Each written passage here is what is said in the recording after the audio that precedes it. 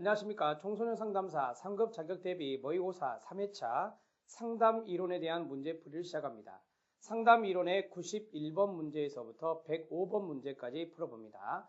15문제를 푸는데요. 전반부에 있는 문제는 좀 쉽다라고 생각할 수 있고요. 후반부에 있는 문제는 좀 생각을 하셔야 되는 문제가 있습니다. 특히 이제 기법의 문제가 잘 나온다. 상담 이론에서는 그렇게 말씀을 드렸는데 그러한 내용들을 한번 집중적으로 알아볼 수 있겠습니다.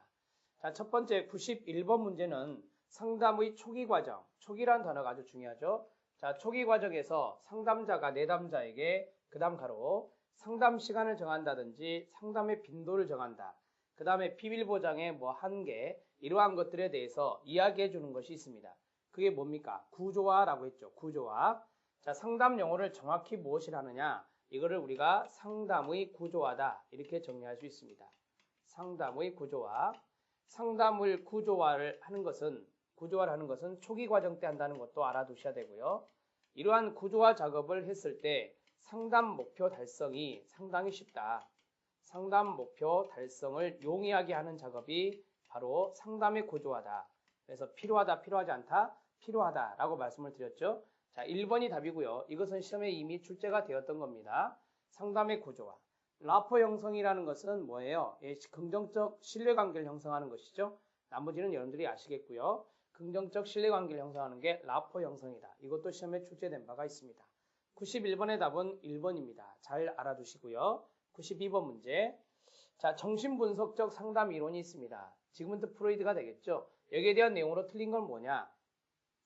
이 상담 이론에는 되게 인간관이 다 있는데요. 여기서는 결정론적 인간관을 갖고 있습니다.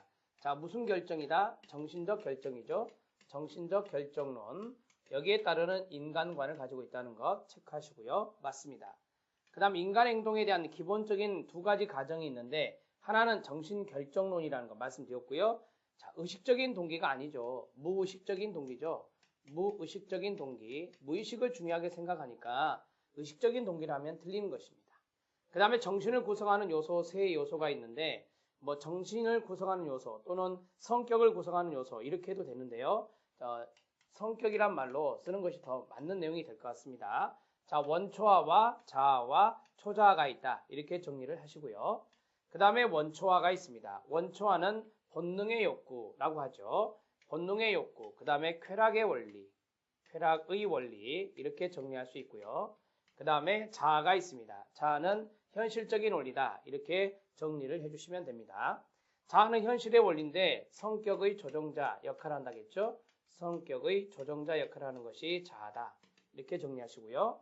자, 초자아라는 슈퍼에고가 있죠. 자, 초자아는 두 가지로 구성됩니다. 자아 이상과 자아 이상이라는 게 있습니다. 자아 이상. 그 다음에 두 번째 양심이죠. 자, 이 두 가지의 것으로 구성이 되고 초자아는 완전의 원리다. 이렇게 정리합니다. 완전의 원리. 성격의 가장 마지막에 형성되는 것이 바로 초자아거든요. 그래서 완전의 원리다. 이렇게 정리하시면 되겠습니다. 자, 여기 92번 문제에서 틀린 내용은 2번이 틀렸다라고 볼 수 있습니다. 2번이 틀렸고요. 자, 3번 지문을 이렇게 고쳐주세요. 정신을 구성하는 요소라기보다 성격을 구성하는 요소 이렇게 정리해 주시고요. 원초화와 자아와 초자아가 구성된다. 순서대로 발달하죠. 원초화가 먼저 발달하고 그 다음에 두 번째 자아, 세 번째가 초자아다. 이렇게 정리를 해주시기 바랍니다. 자, 그렇다면 3번 지문을 성격으로 고치는 이유는 자, 이렇게 이야기하기도 하거든요. 정신의 3요소, 정신의 3요소가 뭐냐라고 한다면 자, 의식이라든지 그 다음에 아시는 대로 전의식이라든지 그 다음에 무의식이다. 이렇게 우리가 또 구분할 수 있는 게 요 3요소가 있거든요. 이것을 우리가 프로이드의 정신의 3요소라고 이야기를 하기 때문에 3번 지문을 이렇게 고쳐주는 게 더 좋을 것 같습니다. 92번 문제의 답은 2번으로 처리를 해주시기 바랍니다. 의식적인 동기가 아니라 무의식적인 동기다. 이렇게 정리를 하시면 되겠고요. 자, 그 다음에 93번 문제 들어갑니다. 다음 중 좋아하는 여자아이가 고무줄 놀이를 하고 있습니다. 좋아하는 여자아이가 고무줄 놀이를 하고 있는데 고무줄을 끊고 도망간다. 이것도 시험에 나왔던 거고요. 이거는 방어기제 사례 문제라고 볼 수 있습니다. 자, 좋아하는 아이가 있는데 그 아이가 고무줄 놀이를 하고 있을 때 끊고 도망가는 것은 이거는 반대로 행동하는 거죠. 정반대로 행동하는 것이기 때문에 우리가 이것을 반동 형성이다 이렇게 정리할 수 있습니다. 반동 형성. 그래서 답은 2번 반동 형성의